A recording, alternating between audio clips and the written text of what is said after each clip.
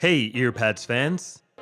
Today, we would like to show you how to install your new Sennheiser GSP 500 pads. Pull on the base of the ear pad to remove it from the clip mechanism.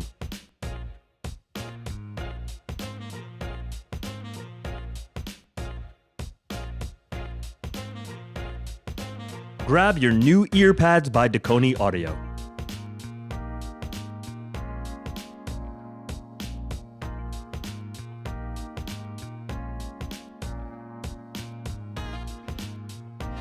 Make sure you have the correct pad for the side you are installing.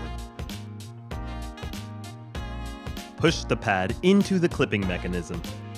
Press all around the pad to make sure the entire clip is attached correctly. Now repeat once more.